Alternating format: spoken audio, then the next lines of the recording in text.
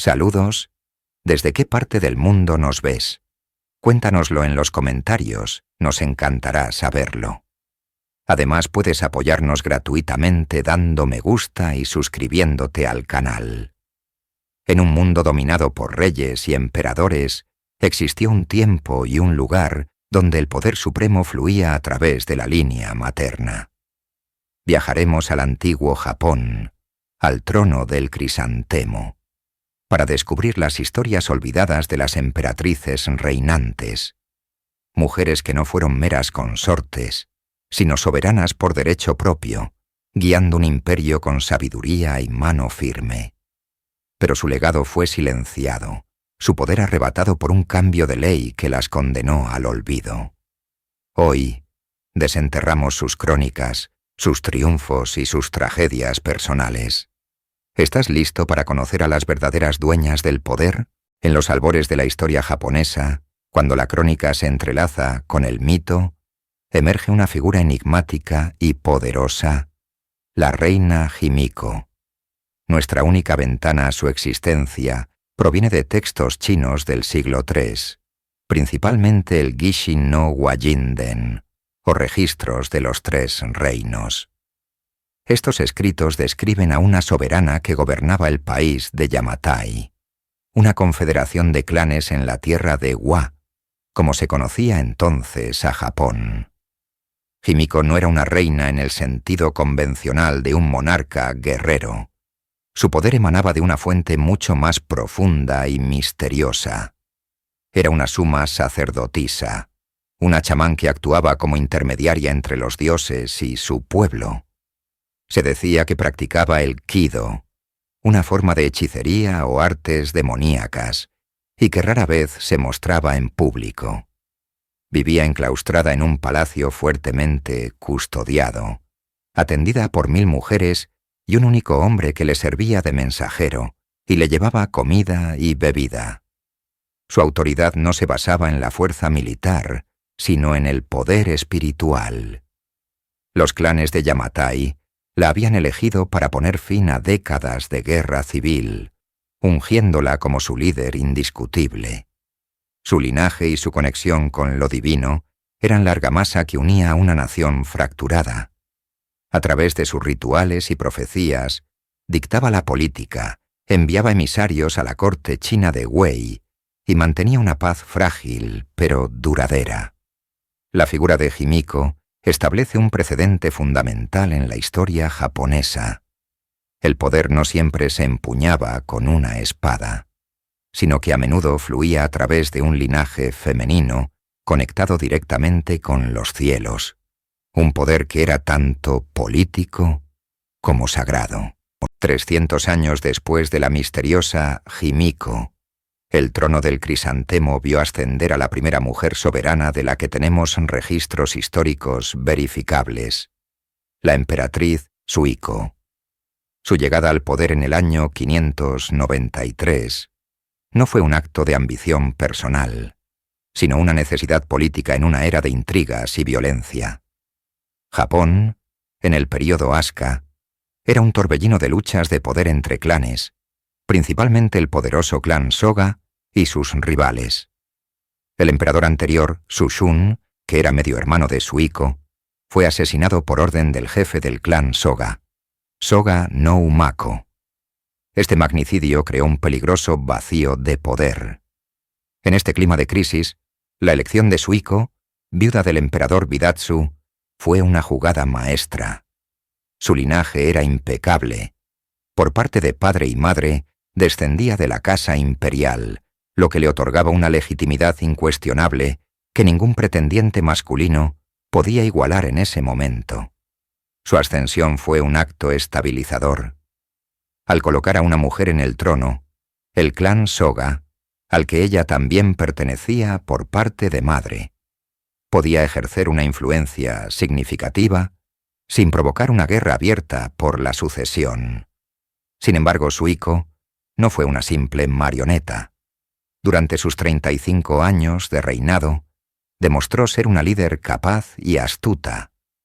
Su coronación marcó un punto de inflexión, estableciendo un precedente crucial. En momentos de crisis extrema, el poder podía y debía pasar a través de la línea femenina para preservar la continuidad dinástica y la estabilidad del reino.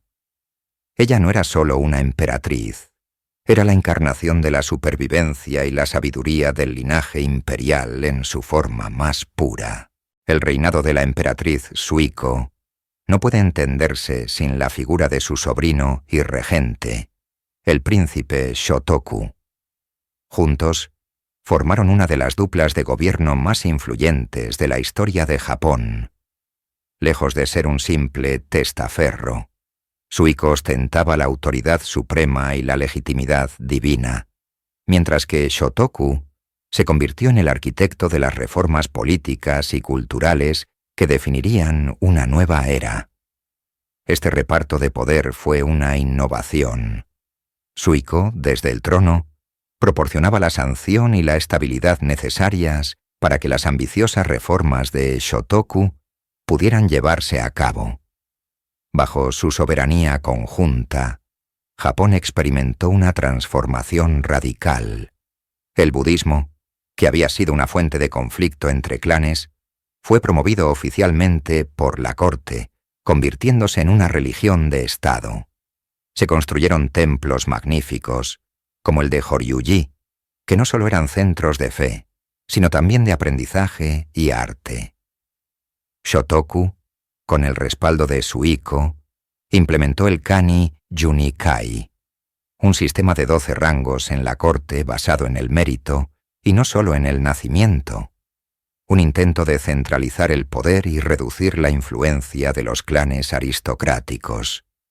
Quizás su legado más famoso fue la Constitución de los 17 artículos, un código moral y político de inspiración budista y confuciana, que establecía los principios de un gobierno centralizado bajo la autoridad del soberano. En cada uno de estos hitos, la aprobación y el poder simbólico de Suiko eran indispensables.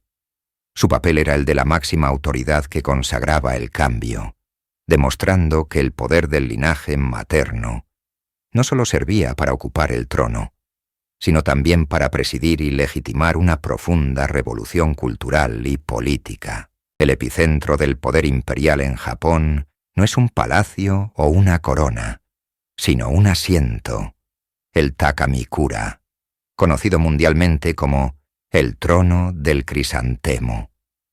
Este no es un mero mueble, sino el símbolo más sagrado de una dinastía que se proclama ininterrumpida desde hace más de 2 milenios.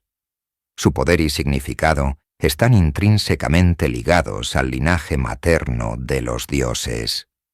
Según la mitología sintoísta, recogida en el Kojiki y el Nihon Shoki, la familia imperial desciende directamente de la deidad más importante del panteón, Amaterasu o Mikami, la diosa del sol.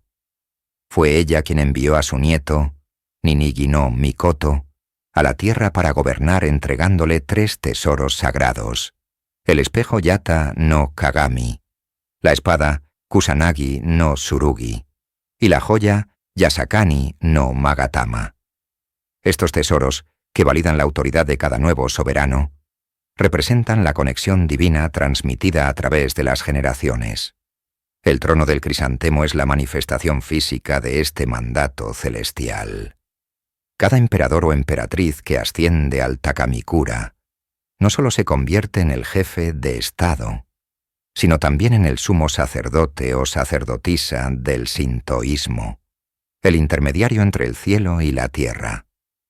Este concepto de soberanía divina fue fundamental para la autoridad de las emperatrices reinantes como Suiko. Su derecho a gobernar no provenía de la conquista, sino de la sangre sagrada de la diosa del sol que corría por sus venas. El trono, por tanto, representa la continuidad de un deber sagrado y un poder que, en su origen mítico, emana de una fuente femenina, celestial y todopoderosa, un legado que cada monarca hereda al ocupar ese lugar sagrado. En el año 642, El trono del crisantemo fue ocupado por una mujer destinada a un reinado doble y tumultuoso, la emperatriz Kogyoku. Su primera ascensión se produjo en un momento de máxima tensión, con el poder del clan Soga en su apogeo, controlando la corte imperial desde las sombras. Kogyoku, bisnieta del emperador Bidatsu, era una figura de linaje impecable, pero su poder real estaba fuertemente limitado por la influencia de Soga no Emishi y su hijo, Soga no Iruka. La corte era un nido de conspiraciones, y la autoridad imperial parecía meramente ceremonial. El punto de inflexión llegó en 645, con el incidente Ishii, un golpe de estado sangriento y meticulosamente planeado. En presencia de la emperatriz, el príncipe Naka no Oe y Nakatomi no Kamatari asesinaron a Soga no Iruka. El shock y el horror de este acto llevaron a Kogyoku a tomar una decisión sin precedentes. Abdicó. Su abdicación no fue un acto de debilidad, sino una maniobra política necesaria para calmar la crisis y legitimar el nuevo orden. Cedió el trono a su hermano, quien se convirtió en el emperador Kotoku, inaugurando la era de las reformas Taika que centralizarían el poder imperial. Sin embargo, la historia de Kogyoku no había terminado. Tras la muerte del emperador Kotoku en 654 y ante una nueva crisis de sucesión, fue llamada a gobernar una vez más. A los 61 años, ascendió de nuevo al trono, esta vez bajo el nombre de emperatriz Saimei. Su segundo reinado fue marcadamente diferente. Fue una gobernante activa y militarista que supervisó grandes proyectos de construcción y lanzó ambiciosas campañas militares en la península de Corea para ayudar al reino aliado de Baekje. Su vida terminó en el campo de batalla, muriendo en 661 mientras preparaba una expedición.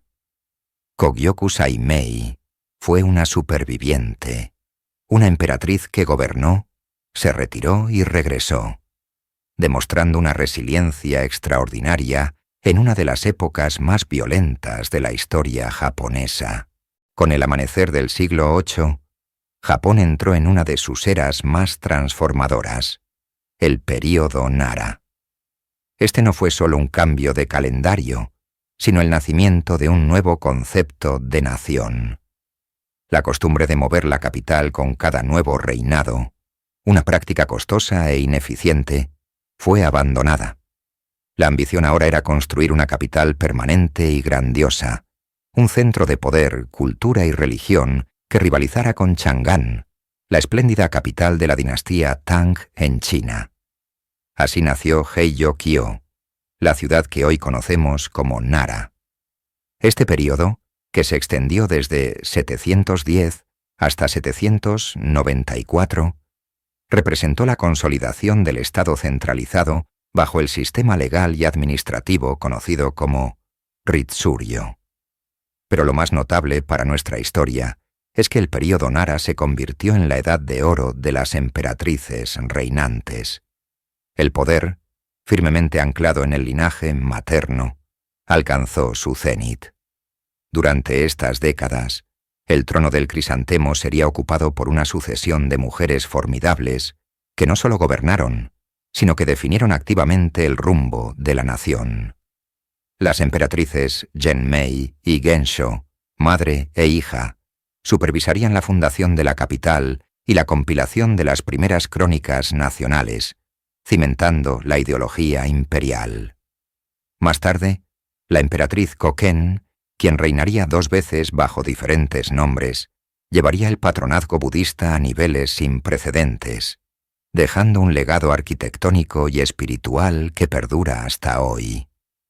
En Nara, el poder femenino no era una excepción, sino una continuación lógica de una tradición que había demostrado su eficacia.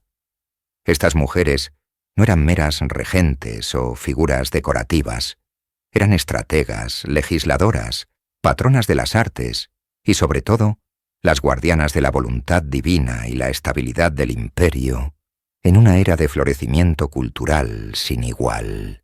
La emperatriz Genmei ascendió al trono en el 707, en un momento crucial.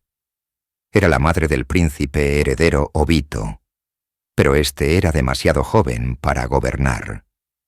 Siguiendo la tradición, Genmei asumió el poder para asegurar la estabilidad de la línea sucesoria. Sin embargo, su reinado sería mucho más que un simple interregno. Genmei fue una visionaria, una constructora de naciones cuya decisión más audaz cambió para siempre el mapa físico y político de Japón. En el año 710, ordenó el traslado de la corte desde Fujiwara-kyo a una nueva ubicación en el norte de la cuenca de Yamato. Este acto monumental marcó el inicio oficial del período Nara. La nueva capital, Heijō-kyo, fue diseñada con una meticulosa planificación en cuadrícula, inspirada en la capital china, simbolizando un nuevo orden y una administración centralizada y sofisticada. Mover la capital fue una empresa colosal que requirió una inmensa movilización de recursos y mano de obra, demostrando la autoridad indiscutible de la emperatriz. Pero el legado de Genmei no se construyó solo con madera y piedra. Entendió que un imperio necesita tanto una capital física como una base mitológica. En 712 comisionó la compilación del Kojiki, o Registro de Asuntos Antiguos. Esta obra fue la primera crónica histórica de Japón, tejiendo mitos de la creación, genealogías divinas y relatos heroicos para establecer un origen sagrado e ininterrumpido para la línea imperial, legitimando su derecho a gobernar. En 715, habiendo consolidado el Estado y asegurado el futuro, Genmei abdicó. Pero en un movimiento que reafirmó el poder del linaje materno, no cedió el trono a su hijo, a un joven, sino a su propia hija, la princesa Hidaka, quien se convertiría en la emperatriz Gensho. Genmei fue la arquitecta de una nueva era, una líder pragmática que sentó las bases físicas e ideológicas sobre las que se construiría el Japón clásico. Tras la abdicación de su madre, la emperatriz Genmei, la princesa Hidaka ascendió al trono en 715 como emperatriz Gensho. Su reinado fue único y crucial, actuando como un puente entre la fundación visionaria de su madre y el florecimiento cultural que ocurriría bajo su sobrino, el futuro emperador Shomu. Gensho no fue una emperatriz de grandes conquistas o proyectos de construcción monumentales. Su dominio fue el de la ley, la administración y el intelecto. Fue una gobernante erudita, cuyo principal objetivo era consolidar y refinar las estructuras del nuevo estado de Nara. Una de sus contribuciones más duraderas fue la supervisión de la compilación del Nihon Shoki, o Crónicas de Japón, completado en el 720. Mientras que el Kojiki de su madre se centraba en la mitología, el Nihon Shoki era una historia más formal y detallada, escrita en chino clásico y destinada a presentar a Japón como una nación civilizada y a la par con las grandes potencias continentales.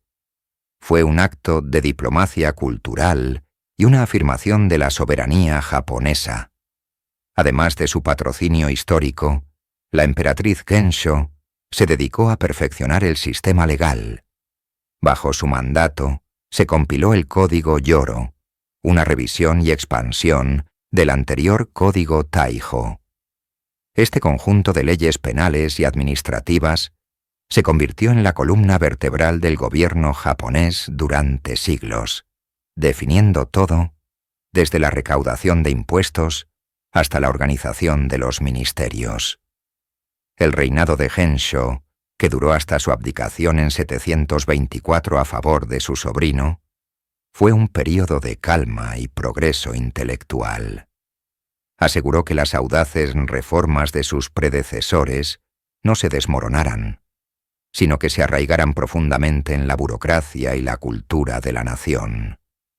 Fue la estabilizadora la erudita que garantizó que la nueva era de Nara descansara sobre una base sólida de ley e historia. La vida de una emperatriz reinante en el Japón antiguo no era una de libertad, sino una existencia tejida con los hilos dorados del ritual y el aislamiento. El protocolo imperial, un código de conducta tan rígido como sagrado, dictaba cada momento de su día, desde el amanecer hasta el anochecer. Residía en el corazón del palacio, en el dairi o apartamentos interiores, un mundo dentro de otro mundo, separada del exterior por una serie de muros, puertas y estrictos guardianes. Su conexión con la realidad era filtrada a través de sus damas de compañía, mujeres de alto linaje que eran sus ojos y oídos, pero también las garantes de su confinamiento. Cada gesto, cada palabra, era observado y registrado. Su vestimenta, compuesta por múltiples capas de seda pesada, restringía sus movimientos, convirtiéndola en un ícono viviente más que en una persona. Las audiencias se llevaban a cabo detrás de biombos o cortinas de bambú. Su voz apenas un susurro, su rostro una visión fugaz reservada para unos pocos privilegiados. Esta separación no era meramente física, sino también espiritual. Como descendiente directa de la diosa del sol, Amaterasu, la emperatriz era considerada un ser semidivino, un Akitsumikami, o deidad manifestada. Este estatus la elevaba por encima de sus súbditos, pero también la despojaba de su humanidad. Las relaciones personales, el amor, la amistad e incluso los lazos familiares quedaban subordinados a las necesidades del Estado y a la pureza del linaje. No podía caminar libremente por un jardín, ni conversar con un extraño. Su mundo era un escenario de exquisita belleza y profunda soledad, un sacrificio personal monumental a cambio del poder simbólico de gobernar el trono del crisantemo. En el año 749, ascendió al trono una de las figuras más formidables y controvertidas de la historia imperial japonesa, la emperatriz Koken, hija del emperador Shomu, y la emperatriz Kommyo, una poderosa mujer del clan Fujiwara. Koken no era una soberana pasiva. Desde el inicio de su reinado, demostró una voluntad de hierro y una profunda implicación en los asuntos de Estado, fuertemente influenciada por su madre y su primo, el dominante Fujiwara no Nakamaro. Su primer periodo en el trono estuvo marcado por un ferviente patrocinio del budismo, culminando con la finalización del gran Buda del templo Todai-ji en Nara, un proyecto colosal que afianzó la conexión entre el trono y la fe. Sin embargo, la política de la corte era un nido de intrigas. En el 758, en un movimiento inusual, Koken abdicó. No se retiró por debilidad, sino como una maniobra estratégica, cediendo el trono a un pariente al que ella misma había elegido, el emperador Junin, mientras su primo Nakamaro acumulaba cada vez más poder. Koken, ahora como emperatriz retirada, observaba desde las sombras, pero su ambición no había menguado. Su insatisfacción con el gobierno de Junin y el creciente poder de Nakamaro la llevó a un punto de quiebre. Encontró un nuevo y sorprendente aliado, un monje budista llamado Dokyo, cuya influencia sobre ella comenzaría a crecer de manera exponencial. La tensión entre la emperatriz retirada y la facción gobernante de Junin y Nakamaro se hizo insostenible. En el 764, Koken dio un golpe maestro, depuso a Junin, aplastó la rebelión de Nakamaro y en un acto sin precedentes retomó el poder, ascendiendo al trono por segunda vez bajo un nuevo nombre, Emperatriz Shotoku. Este regreso no solo demostró su astucia política, sino que también preparó el escenario para el mayor escándalo de la era. Con la emperatriz Shotoku de nuevo en el poder, su relación con el monje Dokyo se convirtió en el epicentro de la política imperial. Dokyo, quien inicialmente se había ganado el favor de la emperatriz al curarla de una enfermedad, vio su influencia dispararse a niveles inimaginables. Shotoku, devota budista y quizás buscando una figura de confianza fuera de las garras del clan Fujiwara, lo colmó de honores y títulos. Pasó de ser un simple monje a ostentar el cargo de Daijo Daijin Zenji y finalmente el de Ho-Oh, una posición creada específicamente para él que lo situaba a la par de la propia soberana. La corte observaba con una mezcla de asombro y horror cómo el poder se concentraba en manos de este advenedizo. La aristocracia, acostumbrada a monopolizar el acceso al trono, se sentía profundamente amenazada. El escándalo alcanzó su punto álgido en el año 769. Se anunció que un oráculo del santuario de Usa Hachiman, una de las deidades protectoras más importantes del linaje imperial, había proclamado un mensaje divino. Si Dokyo era nombrado emperador, el país disfrutaría de una paz duradera. Esta fue una declaración explosiva, un desafío directo a la sagrada sucesión imperial por línea de sangre. Era la primera y única vez que alguien fuera de la familia Yamato aspiraba al trono del crisantemo. La conmoción fue total. Para verificar un oráculo de tal magnitud, la emperatriz envió a uno de sus cortesanos de mayor confianza, Wake no Kiyomaru. La presión sobre él era inmensa. Regresar con la confirmación significaría el fin de la dinastía. Sin embargo, Kiyomaru volvió con una respuesta desafiante del dios Hachiman. Desde el establecimiento de nuestro estado, la distinción entre soberano y súbdito ha sido fija. Nunca ha habido un súbdito que se haya convertido en soberano.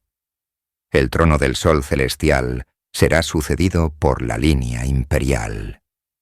Era un rechazo rotundo, un acto de valentía que le costó el exilio, pero que salvó al linaje.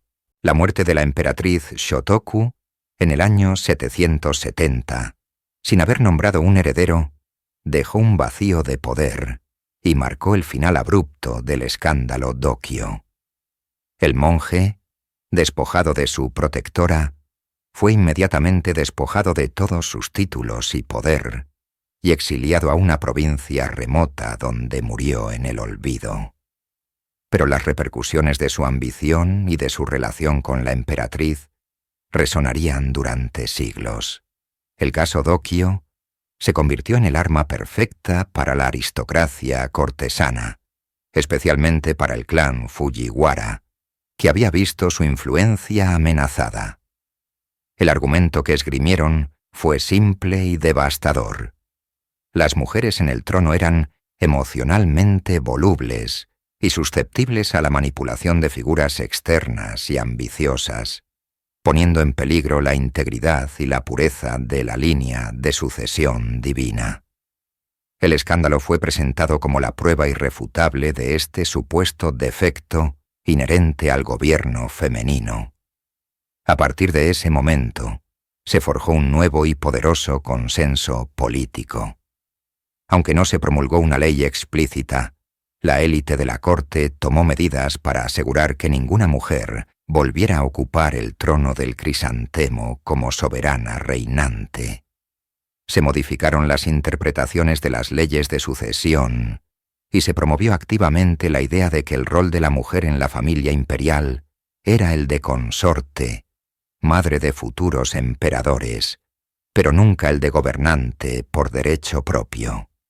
El legado de la emperatriz Shotoku, una mujer de innegable fuerza y astucia política, quedó trágicamente reducido a una advertencia.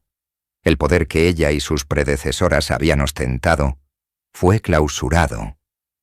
La puerta al trono se cerró para las mujeres y permanecería así durante casi 850 años, hasta el siglo XVII, poniendo fin a una era fascinante en la que el poder en Japón, a menudo, pasaba por el linaje materno. La tradición de emperatrices reinantes, que había definido eras enteras de la historia japonesa, llegó a un abrupto y definitivo final no por una antigua costumbre, sino por una decisión moderna.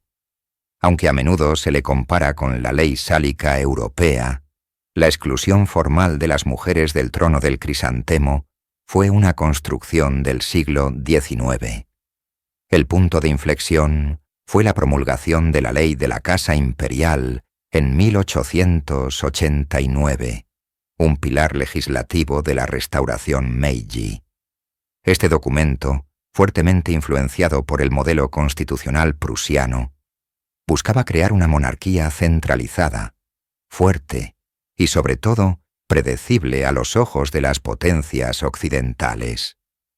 En este nuevo paradigma, la sucesión agnaticia, es decir, a través de la línea exclusivamente masculina, se consideró un requisito indispensable para la estabilidad y la modernidad. Se argumentó que un linaje imperial ininterrumpido a través de los varones era la manifestación más pura de la divinidad y la continuidad de la nación. Las 8 emperatrices reinantes de la historia fueron convenientemente reinterpretadas no como gobernantes por derecho propio, sino como meras regentes o guardianas temporales del trono, hasta que un heredero varón adecuado pudiera asumir el poder. Esta reescritura histórica cimentó la idea de que el liderazgo femenino era una anomalía, una solución de emergencia en lugar de una opción legítima. El poder que durante siglos pudo fluir a través de la línea materna fue canalizado a la fuerza hacia un único cauce patriarcal. La puerta al trono, una vez abierta para mujeres como Suiko y Koken, se cerró con el pesado cerrojo de la ley, alterando para siempre el destino de las mujeres nacidas en la familia imperial. El linaje materno, antes fuente de legitimidad, fue relegado a un papel secundario y de soporte. Con la prohibición legal de que las mujeres ascendieran al trono, el poder femenino en la corte imperial no desapareció, sino que se transformó. Se retiró de la vista pública y se atrincheró en los pasillos privados del palacio, operando desde las sombras. El rol de la emperatriz consorte, o Kogo, adquirió una nueva dimensión estratégica. Aunque no podía gobernar, era la madre del futuro emperador, y esta conexión biológica le otorgaba una influencia inmensa. Su principal deber era producir un heredero varón, asegurando la continuidad de la línea dinástica. El éxito en esta tarea no solo garantizaba su posición, sino también el poder de su familia de origen. Durante siglos, clanes poderosos como los Fujiwara habían perfeccionado el arte de la política matrimonial, colocando a sus hijas como consortes imperiales para gobernar de facto a través de sus nietos emperadores. Esta práctica continuó, aunque de forma más sutil. La emperatriz consorte se convirtió en la guardiana de la tradición, la cultura y el protocolo dentro del uku, el ala del palacio reservada a las mujeres. Su corte era un centro de poder alternativo, donde se tejían alianzas, se transmitían conocimientos y se tomaban decisiones que podían afectar al curso del imperio. Su influencia se ejercía a través del consejo susurrado al emperador, la educación impartida al príncipe heredero y el control sobre los nombramientos de damas de la corte, que a menudo actuaban como sus ojos y oídos. Eran las responsables de mantener la armonía y el decoro, pero también de navegar las complejas redes de rivalidades. Su poder era indirecto, dependiente de su relación con los hombres del poder, pero no por ello menos real. Eran las reinas de un reino invisible, maestras del poder blando en un mundo que les negaba el poder absoluto. La restauración Meiji de 1868 fue más que un cambio de gobierno. Fue una revolución cultural y social que redefinió la identidad de Japón. En su afán por modernizarse y evitar el destino colonial de sus vecinos, Japón miró hacia Occidente en busca de modelos políticos, tecnológicos y militares. La monarquía no fue una excepción. Los líderes Meiji, al redactar la nueva constitución, se inspiraron profundamente en el imperio alemán, que presentaba una figura monárquica fuerte, militarizada y eminentemente masculina. El emperador fue transformado de un líder espiritual, a menudo aislado en Kioto, a un comandante en jefe y jefe de estado activo, el padre divino de la nación japonesa. En este nuevo orden no había lugar para una emperatriz reinante. La idea de una mujer como comandante suprema o figura central de un Estado-nación moderno se consideraba incompatible con la imagen de fuerza y progreso que se quería proyectar. La ley de la Casa Imperial de 1889 fue la codificación de esta ideología. Al establecer la primogenitura agnaticia como la única regla de sucesión, se consolidó el patriarcado a nivel estatal y simbólico. El papel de la emperatriz también fue redefinido para encajar en este nuevo molde. La emperatriz Shoken, esposa del emperador Meiji, se convirtió en el arquetipo de la nueva consorte imperial. Una figura pública, patrona de la Cruz Roja y de la educación femenina, pero siempre en un rol de apoyo, la madre benévola de la nación junto al padre emperador. Su visibilidad era una herramienta de diplomacia y modernización, pero su poder político directo fue eliminado. La restauración Meiji, en su búsqueda de un futuro moderno, paradójicamente se basó en un modelo de monarquía patriarcal que borró siglos de una tradición más flexible, donde las mujeres habían demostrado ser capaces de ostentar el poder supremo, con el camino hacia el trono irrevocablemente cerrado para ellas. El destino de las princesas imperiales se convirtió en uno de deber y sacrificio. Sus vidas desde el nacimiento estaban al servicio de la estabilidad de la línea masculina y de las alianzas estratégicas de la casa imperial. El matrimonio dejó de ser una unión personal para convertirse en un instrumento de Estado. Las princesas se convirtieron en valiosas piezas en el tablero político, casadas con jefes de ramas colaterales de la familia para fortalecer lazos internos, o más comúnmente, con miembros de la alta aristocracia para asegurar la lealtad y la conexión entre el trono y la élite. Este acto, conocido como koka o descender en matrimonio, conllevaba una consecuencia devastadora. Al casarse con un plebeyo, aunque fuera de la nobleza, la princesa era despojada de su estatus imperial.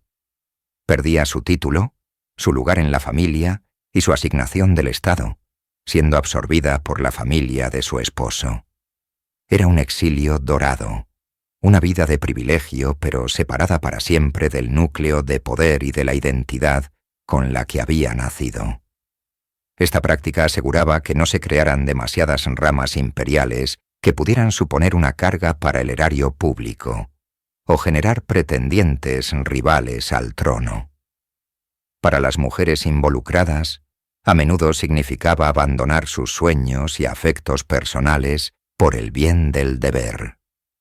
Las historias de estas princesas están marcadas por una profunda melancolía, un sentido de la obligación que primaba sobre la felicidad individual. Eran criadas en la opulencia del palacio, educadas para representar la cúspide de la cultura japonesa, solo para ser entregadas a un destino que ellas no elegían. Su tragedia no era de pobreza o persecución, sino la de una vida predeterminada, un sacrificio silencioso en el altar de la continuidad patrilineal del trono del crisantemo. El siglo XX llegaba a su fin, y con él la esperanza de una modernización palpable en la Casa Imperial de Japón. La elección del príncipe heredero Naruhito recayó en Masako Owada, una mujer que representaba todo lo que Japón aspiraba a ser en la escena mundial. políglota, brillante y con una prometedora carrera diplomática en el Ministerio de Asuntos Exteriores. Su aceptación, tras 2 negativas, fue vista como un sacrificio personal por el deber. Sin embargo, el rígido protocolo de la agencia de la Casa Imperial, la Kunaicho, pronto comenzó a apagar su luz. La transición de una vida de autonomía intelectual a un rol definido exclusivamente por la procreación fue brutal. La presión para dar a luz a un heredero varón era implacable y se convirtió en un asunto de Estado. El nacimiento de su única hija, la princesa Aiko, en 2001, aunque celebrado, no resolvió la llamada crisis de sucesión. Poco después, el palacio anunció que Masako sufría un trastorno de adaptación, un eufemismo para la profunda depresión causada por las presiones y restricciones de su vida.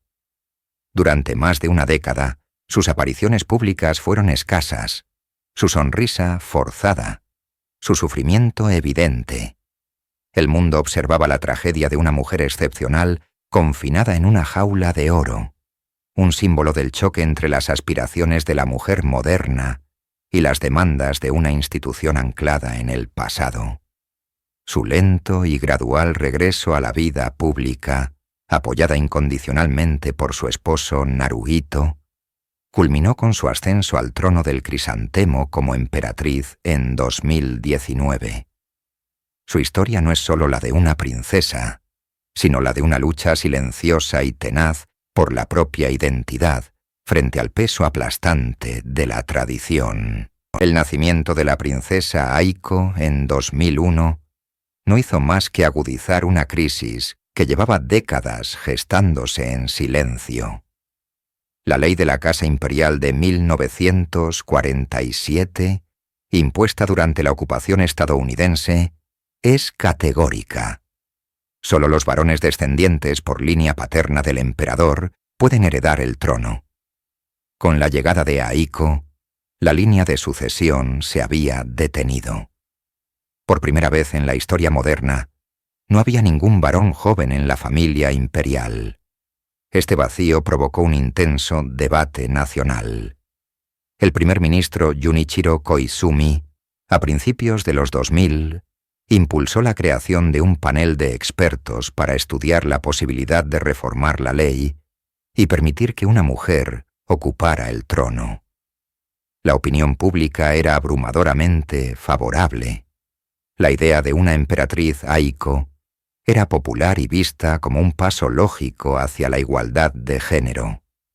Los borradores de la nueva legislación estaban listos y el cambio parecía inminente. Sin embargo, la historia dio un giro inesperado. En septiembre de 2006, la princesa Kiko, esposa del príncipe Fumihito, hermano menor del entonces príncipe heredero Naruhito, dio a luz a un hijo, el príncipe Hisahito. Fue el primer varón nacido en la familia imperial en 41 años. Inmediatamente, todo el debate sobre la reforma de la sucesión fue archivado. La crisis, aparentemente, se había resuelto, pero en realidad solo se había pospuesto. Hoy, la línea de sucesión es peligrosamente delgada. El príncipe heredero Fumihito, su hijo el joven príncipe Hisahito, y el octogenario príncipe Hitachi, hermano del emperador emérito Akihito. El futuro del trono más antiguo del mundo descansa sobre los hombros de un solo adolescente, una vulnerabilidad que la institución se niega a abordar. En el centro de este torbellino dinástico se encuentra la princesa Aiko, Toshinomiya, la única hija del emperador Naruhito, y la emperatriz Masako. Desde su nacimiento, ha vivido bajo un escrutinio mediático sin precedentes, su existencia misma convertida en un símbolo del debate sobre el futuro de la monarquía. A pesar de ser la hija del monarca reinante, la ley la excluye por completo de cualquier posibilidad de heredar el trono que ocupa su padre. Sin embargo, para el pueblo japonés, ella representa la esperanza y la continuidad. Las encuestas de opinión muestran consistentemente que más del 80% de la población apoya la idea de permitir que las mujeres asciendan al trono y ven en Aiko una futura emperatriz capaz e inteligente. Graduada en lengua y literatura japonesa, es conocida por su aplomo, su dedicación a sus estudios y su profundo respeto por las tradiciones de su familia. Desde su mayoría de edad, ha asumido deberes públicos con una gracia que ha cautivado a la nación. Pero su futuro es incierto y está lleno de paradojas. Como mujer, no puede heredar el trono. Si decide casarse con un plebeyo, como lo han hecho otras princesas, se verá obligada a abandonar la familia imperial, perdiendo su título, su estatus y sus deberes públicos. Se convertiría en una ciudadana privada, y la línea de sangre directa del emperador Naruhito quedaría extinguida de la vida imperial. La princesa Aiko personifica la contradicción fundamental del Japón moderno, una sociedad que valora la educación y la capacidad de las mujeres, pero cuya institución más sagrada les niega el papel principal. Su destino no es solo una cuestión personal. Es una pregunta sobre la capacidad de la monarquía para adaptarse y sobrevivir en el siglo XXI. Hemos recorrido un largo camino, desde las poderosas emperatrices regentes de la antigüedad, como Suiko, Jito y Koken, que gobernaron por derecho propio, hasta la era moderna, donde las mujeres imperiales son figuras de apoyo, consortes o princesas destinadas a abandonar la familia. ¿Qué sucedió en el camino? El poder que una vez fluyó a través del linaje materno fue deliberadamente cortado, primero por la Constitución Meiji de 1889 y luego cimentado por la Ley de 1947. Se reescribió la historia para presentar un linaje patrilineal ininterrumpido, silenciando el legado de las mujeres que una vez llevaron la corona. Este silenciamiento ha tenido un coste humano devastador. Hemos visto el sufrimiento de la emperatriz Michiko, la primera plebeya en casarse con un heredero, que perdió la voz por el estrés. Hemos sido testigos de la larga y dolorosa lucha de la emperatriz Masako contra las presiones de un sistema inflexible, y hemos observado cómo princesas como Sayako, la hija del emperador emérito Akihito, y Mako, su nieta, tuvieron que renunciar a todo para poder casarse por amor. El trono del crisantemo, en su esfuerzo por mantener una tradición de sucesión masculina relativamente reciente, ha exigido sacrificios inmensos a sus mujeres. Las ha convertido en recipientes para la continuidad dinástica o en miembros temporales que deben ser descartados. Al cerrar la puerta a las mujeres, la monarquía no solo se ha privado de potenciales líderes capaces, sino que también ha creado una crisis de supervivencia que amenaza su propia existencia. El legado de las dueñas del imperio no es solo una nota a pie de página en la historia. Es un recordatorio de que el poder una vez tuvo un rostro femenino y una advertencia de que un futuro que niega a la mitad de su linaje es un futuro construido sobre cimientos frágiles.